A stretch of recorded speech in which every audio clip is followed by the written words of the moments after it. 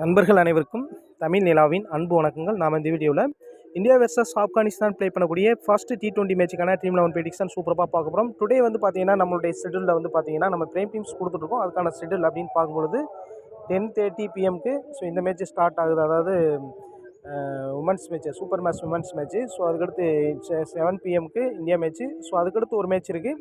So அது வந்து என்ன அப்படின்னு பார்த்தீங்கன்னா PPL மேட்ச். இது வந்து பார்த்தீங்கன்னா 1:45 ஸ்டார்ட் ஆகுது. இந்த 3 டீம் மேட்ச்சுக்கும் நம்ம ப்ரைம் டீம்ஸ் கொடுக்க போகிறோம். உங்களுக்கு இன்ட்ரெஸ்டிங் இருந்தால் நம்ம ப்ரைமில் ஜாயின் பண்ணிக்கலாம். ஸோ ஓகே, அதுக்கான நம்ம டெலகிராம் குரூப்பில் எல்லா டீட்டெயில்ஸுமே கொடுத்துருக்கோம். ஸோ டெலகிராம் குரூப்புக்கான லிங்க் வந்து பார்த்தீங்கன்னா டிஸ்கிரிப்ஷனில் கொடுத்துருக்கோம். நம்மளுடைய வாட்ஸ்அப் நம்பரும் டிஸ்கிரிப்ஷனில் கொடுத்துருக்கோம். உங்களுக்கு இன்ட்ரெஸ்டிங் தான் நம்ம ப்ரைமில் ஜாயின் பண்ணிக்கலாம்.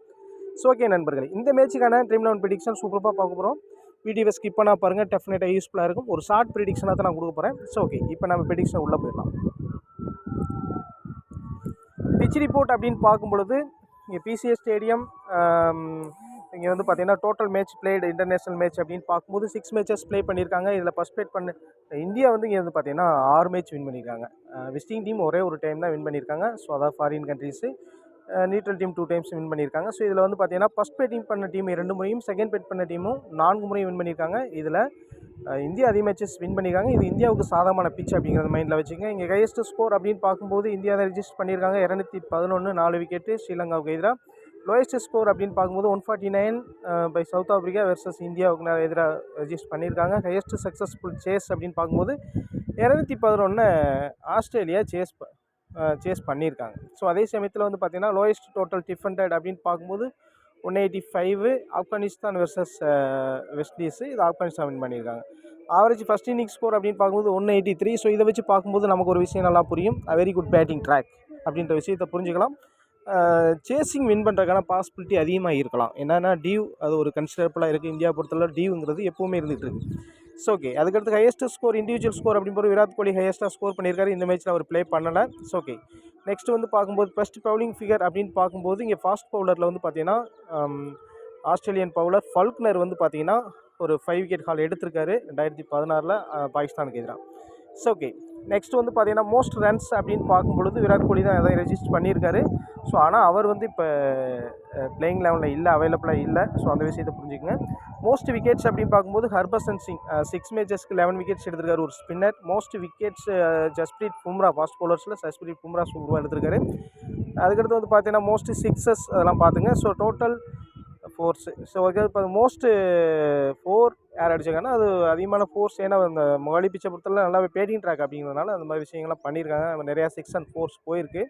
ஸோ அதுக்கடுத்து இந்தியா வெர்சஸ் இந்தியாவுடைய ரெக்கார்டு அட் மொஹாலி அப்படின்னு பார்க்கும்பொழுது இங்கே 4 மேட்சஸ் ப்ளே பண்ணியிருக்காங்க. அதில் 3 மேட்ச் வின் பண்ணியிருக்காங்க, ஒரே ஒரு மேட்ச் தான் லூஸ் பண்ணியிருக்காங்க. அந்த விஷயத்தை புரிஞ்சிக்க வேண்டியிருக்கு. இந்தியாவுக்கு சாதகமான ஒரு பிச் அப்படிங்கிறத மைண்டில் வச்சுங்க.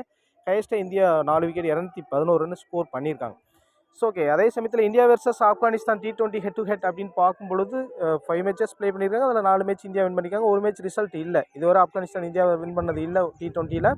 ஸோ இந்தியா பேட்டிங் ஃபஸ்ட்டு 3, அதுக்கடுத்து வந்து பார்த்தீங்கன்னா ஒன்று சேசிங்னையும் வின் பண்ணியிருக்காங்க. இது என்னென்னா ஆப்கானிஸ்தானுக்கு எதிராக. ஆப்கானிஸ்தான் ஒரு மேட்ச் கூட நம்மள்கிட்ட வின் பண்ணதே கிடையாது. ஸோ அந்த விஷயத்தை வச்சுங்க. ஹையஸ்ட் டோட்டல் எகென்ஸ்ட் ஆப்கானிஸ்தான் அப்படின்னு பார்க்கும்பொழுது 212 ரன் ரிஜிஸ்டர் பண்ணியிருக்காங்க.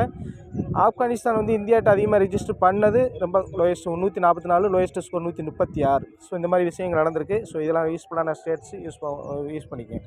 ஸோ ஓகே நண்பர்களே, இப்போ பிளேயிங் 11 ஃபஸ்ட்டு பார்த்துடலாம். ஸோ பிளேயிங் 11 பொறுத்தளவில் ஃபஸ்ட்டு ஆப்கானிஸ்தான் சைடு அப்படின்னு பார்க்கும்போது இன்னிங்ஸ் ஓப்பன் பண்ணுறது Gurbaz and Hazratullah Zazai innings open பண்ணுவாங்க. நம்பர் 3ல் சட்ரான் ப்ளே பண்ணுவார். ஸோ அதுக்கடுத்து வந்து பார்த்தீங்கன்னா நம்பர் 4ல் பேட்ஸ்மேன் யார் வருவாங்க அப்படிங்கிறது ஒரு கொஸ்டின் மார்க் இருக்குது. ஸோ அந்த இடத்துல ரஹமத் ஷா உள்ளே வருவாரா? ஸோ அதை பார்க்கலாம். ஸோ அதுக்கடுத்து நஜீப் சட்ரான், முகமது நபி, ஓமர் சாய் கூட வர்றதுக்கான வாய்ப்புகள் இருக்குது நம்பர் 4ல் பேட்டிங். ஸோ அது நவீன் உல்லாக்கு, முஜிபுர் ரஹ்மான், கியூஸ் அகமது, ஃபரூக்கி. இங்கே வந்து கியூஸ் அகமது வந்து நம்ம ஏன் ப்ரிஃபரன்ஸ் பண்ணி இப்போ கொடுத்துருக்கேன் அப்படின்னா இப்போ ரீசெண்ட் பெர்ஃபார்மன்ஸு அவருடைய பெர்ஃபார்மன்ஸ் பெஸ்ட்டாக இருக்குது. இப்போ 11th பிளேஸ் யார் அப்படிங்கிற விஷயத்தையும் நம்ம பார்க்கலாம். ஸோ ஓகே, நெக்ஸ்ட் வந்து பார்த்தீங்க அப்படின்னா 11th பிளேஸை பொறுத்தளவில் அந்த இடத்துல ரஹமத் ஷா பேட்டிங்கில் வரதுக்கான சான்ஸ் இருக்குது. இங்கே வந்து பார்த்தீங்கன்னா இந்தியாவில் நல்லாவே பெர்ஃபார்ம் பண்ணக்கூடிய IPL நல்லாவே பெர்ஃபார்ம் பண்ணியிருந்தார். ஸோ அகமதை பொறுத்தளவில் அவர் கூட வரதுக்கான பாசிபிலிட்டி இருக்குது. ஸோ எந்த அடிப்படையில் யாருக்கு ப்ரிஃபரன்ஸ் கொடுக்க போகிறாங்க அப்படின்னா அகமது கொடுப்பான்னு ஒருவேளை கியூஸ் அகமதை ட்ராப் பண்ணி அவரை கூட உள்ளே கொண்டு வரலாம். ஸோ அதுக்கான பாசிபிலிட்டி இருக்குது. ஒருவேளை பேட்டிங் ஆல்ரவுண்டர் அல்லது பவுலிங் ஆல்ரவுண்டர் அந்த மாதிரி கெஸ் பண்ணால் நீங்கள் வந்து பார்த்தீங்கன்னா ஜெனட் அல்லது வந்து குல்தீப் நைப்பை கொண்டு வரலாம். ஸோ இந்த 4 பிளேஸில் ஒரு பிளேஸ் உள்ள வரதுக்கான பாசிபிலிட்டி இருக்குது. ஸோ இந்தியன் பிளேயிங் 11 அப்படின்னு பார்க்கும்பொழுது பார்த்தீங்கன்னா இன்னிங்ஸ் ஓப்பன் பண்ணுறது ரோஹித் சர்மா அண்டு வந்து பார்த்தீங்கன்னா இங்கே தான் ஒரு கொஸ்டின் மார்க். சுப்மன் கில்லா, ஜெய்ஸ்வாலா. மேக்ஸிமம் ஜெய்ஸ்வால் ஓப்பன் பண்ணுறதுக்கான சான்ஸ் அதிகமாக இருக்குது. So Rohit Sharma and Jaiswal innings open பண்ணாங்கன்னா, ஏன்னா இப்போ நம்பர் 4 பொசிஷனுக்கு வந்து பார்த்தீங்க அப்படின்னா, அல்லது நம்பர் 3 பொசிஷனில் இப்போ வந்து விராட் கோலி இல்லை. ஸோ அப்படின்றதுனால சுப்மன் கில்லை நம்பர் 3 ஆகிட்டு ஸோ இந்த மாதிரி பேட்டிங் ஆர்டர் கொண்டு வரலாம். ஏன்னா நம்பர் 4 ப்ளே பண்ணுறதுக்கு சஞ்சு சாம்சன் நல்லா ப்ளே பண்ணுவார், அவர் இருக்கார். ஸோ அதுக்கடுத்து நல்லா ஃபினிஷராக இருக்கக்கூடிய ரிங்கு சிங் இருக்கார். ஸோ இங்கே வந்து ஒன் மோர் பிளேயர் அப்படின்னு பார்க்கும்போது திலக் வர்மா கொண்டு வருவாங்களா, அதை பார்க்க வேண்டியிருக்கு. ஸோ அதுக்கடுத்து வந்து பார்த்தீங்கன்னா அக்சர் பட்டேல், அசீப் சிங் பாஸ் பவுலிங்கில் லெஃப்ட் ஆம் பாஸ்ட் நல்லாவே பெர்ஃபார்ம் பண்ணிட்டு இருக்காரு. Ravi Bishnoi leg break googly நல்லாவே பவுலிங் பண்ணிட்டு இருக்காரு. முகேஷ் குமாருடைய T20 ரெக்கார்ட் டீசெண்டாக இருக்குது. அவேஸ் கானுடைய ரீசன்ட் பெர்ஃபார்மன்ஸ் கிரேட்டாக இருந்துட்டு இருக்கு. ஸோ இவங்கெல்லாம் ப்ளே பண்ணுவாங்க நம்ம எக்ஸ்பெக்ட் பண்ணுறோம். ஸோ 11th பிளேஸ் அப்படின்னு பார்க்கும்போது திலக் வர்மாவை அந்த இடத்துல வந்து பார்த்தீங்கன்னா அல்லது குல்தீப் யாதவ் எடுத்துருவாங்களா, அல்லது ரவி பிஸ்னாயை ட்ராப் பண்ணி குல்தீப் யாதவ் எடுத்துருவாங்களான்னு பார்க்க வேண்டியிருக்கு. ஸோ இதான் வந்து பார்த்தீங்கன்னா இந்தியன் டீம்ஸோடைய பிளேயிங் 11. ஸோ ஹை பிக்ஸ் அப்படின்னு பார்க்கும்பொழுது அதிகமாக வந்து குர்பேஸ், ரோஹித் சர்மா, சுப்மன் கில், நபி, ஓமர் சாய், இங்கே வந்து பார்த்தீங்கன்னா குல்தீப் யாதவ், அசீப் சிங். ஸோ இந்த பிளேஸை தான் அந்த 7 பிளேஸை தான் அதிகமாக பிக் பண்ணியிருக்காங்க. ஸோ நீங்கள் எஸ்எல் போகிறீங்கன்னா கம்பல்சரி பிக் அவங்களை எடுத்துகிட்டு போகிறது பெட்டர்.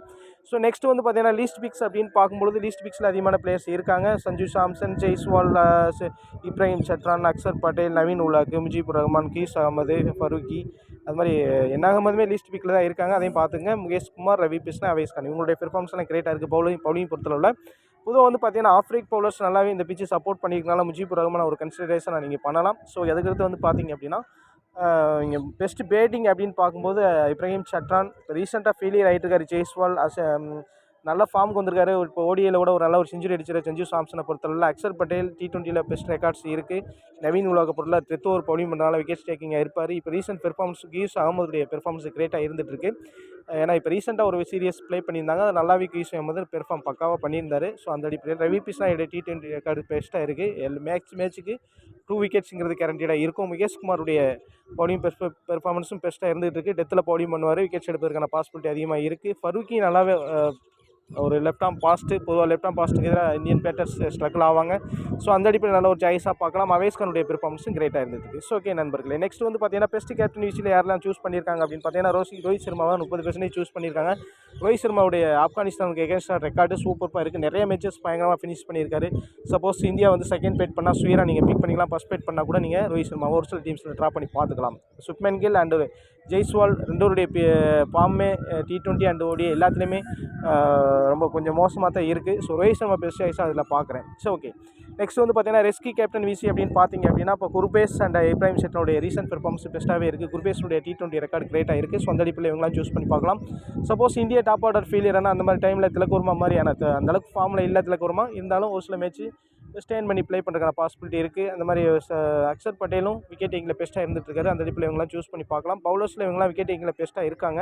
ஸோ அந்த அடிப்படையில் இவங்களை எனி ஒன்றா நீங்கள் சூஸ் பண்ணி பார்க்கலாம். ஸோ ஓகே, இப்போ வந்து பேட்டர்ஸில் வந்து நீங்கள் சூஸ் பண்ணி பார்க்கணும் அப்படின்னா கண்டிப்பாக நான் வந்து இப்ராஹிம் சட்ரானோ அல்லது குர்பேஸும் நீங்கள் ட்ரை பண்ணுங்க அப்படின்னு நான் ரெக்கமெண்ட் பண்ணுவேன். அது மாதிரி பவுலர்ஸில் நீங்கள் சூஸ் பண்ணணும் அப்படின்னா டெத் ஓவர் பவுலராக இருக்கக்கூடிய இந்தியா வந்து பார்த்தீங்கன்னா ஃபஸ்ட் பவுலிங் பண்ணாங்கன்னா முகேஷ் குமார் ட்ரை பண்ணி பாருங்கள். அது மாதிரி ஆப்கானிஸ்தான் ஃபஸ்ட் பவுலிங் பண்ணாங்கன்னா ஃபருக்கி ட்ரை பண்ணி பார்க்கலாம். அதாவது அசீப் சிங் கூட ட்ரை பண்ணி பார்க்கலாம். நல்ல ஒரு சாய்ஸு. ஸோ ஓகே, ஏன்னா ஃபாஸ்ட் பவுலிங் அதிகமாக கேஸ் எடுத்திருக்காங்க. ஃபாஸ்ட் பவுலிங் நல்லாவே சப்போர்ட் பண்ணியிருக்கு இந்த பர்டிகுலர் பிச்சு. ஸோ இது ஒரு மாடல் டீமாக யூஸ் பண்ணிக்கங்க. ஸோ இதில் வந்து பார்த்தீங்கன்னா நீங்கள் கேப்டன் வந்து எஸ்எல் போகிறீங்கன்னா கண்டிப்பாக ரோஹித் சர்மா கொடுத்து பிசி வந்து நீங்கள் பார்த்தீங்கன்னா குர்பேஸ் கொடுக்கலாம், அல்லது வந்து பார்த்தீங்கன்னா ஓமர் சாய் கொடுக்கலாம். ஓமர் சாய் பொறுத்தளவில் சூப்பரான ஒரு ஆல்ரவுண்டர், பேட்டிங் வந்தாலும் சூப்பராக நல்லாவே பெர்ஃபார்ம் பண்ணக்கூடிய பிளேயர். ஸோ அது மாதிரி பவுலிங் பண்ணாலும் விக்கெட் டேக்கிங்லாம் பெஸ்ட்டாக இருந்துகிட்ருக்கு. ஸோ அந்த அடிப்படையில் அதர் விசி அப்படின்னு பார்க்கும்பொழுது நீங்கள் வந்து பார்த்தீங்கன்னா அசீப் சிங்கை பிக் பண்ணலாம். இங்கே வந்து குல்தீப் யாதவ் இல்லை அப்படின்னா கண்டிப்பாக ரவி பிஸ்னாயை பிக் பண்ணிங்க, நல்ல ஒரு சாய்ஸாக இருக்கும். இந்த மேட்ச் அக்சர் பட்டேல் உள்ளே இருப்பார் நம்ம எக்ஸ்பெக்ட் பண்ணுறோம்.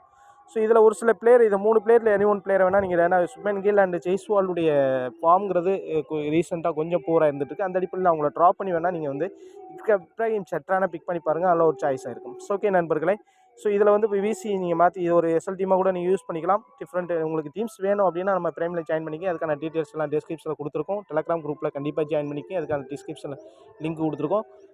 அல்லது சர்ச் பண்ணி கரெக்டாக ஜாயின் பண்ணிக்க. நம்மளுடைய சப்ஸ்கிரைபரை பார்த்து ஜாயின் பண்ணுங்கள். 2150 சப்ஸ்கிரைபர் இருக்காங்க. அது கரெக்டாக பார்த்து ஜாயின் பண்ணிக்க. நம்ம டிஸ்கிரிப்ஷனில் வாட்ஸ்அப் நம்பர் கொடுத்து உங்களுக்கு இன்ட்ரெஸ்டிங் தான் நம்ம பிரைமில் ஜாயின் பண்ணிக்கலாம். மீண்டும் இன்னொரு வீடியோ சந்திப்போம். நன்றி, வணக்கம்.